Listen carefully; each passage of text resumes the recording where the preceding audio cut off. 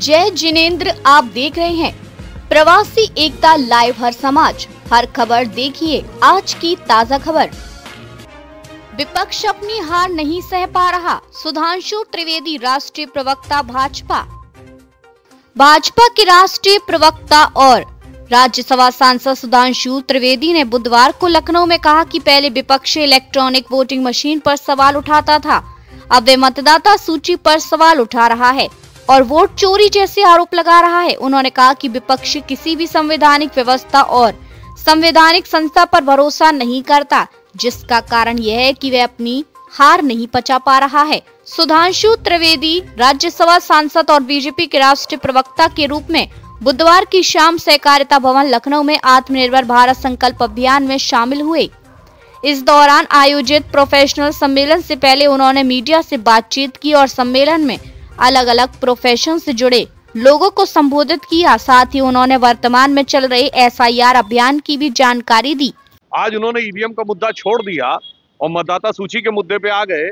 इसका मतलब अब उन्होंने मान लिया कि ईवीएम हैक होने का आरोप झूठा था और आप आश्वस्त रहिए कि आगे वो इस चीज को भी झूठा मान लेंगे। और मैं एक बिंदु और कहना चाहता हूँ, ये एक सोची समझी खतरनाक साजिश का हिस्सा है कि भारत की हर व्यवस्था के बारे में भ्रम पैदा करना।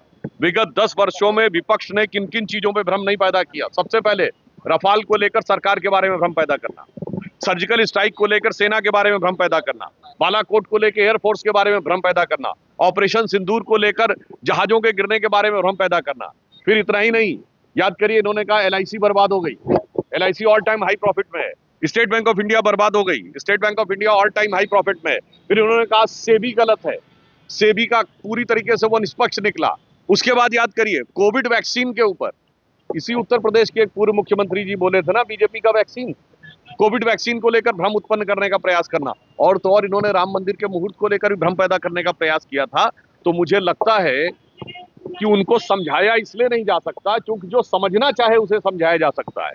जो एक कहावत है कि समझ समझ के समझाओ उसको जिसके की समझ है, और जो समझ समझ के बिना समझे समझो कि वो ना समझ। चैनल को सब्सक्राइब करें, बेल आइकन को दबाएं व कमेंट करें। धन्यवाद।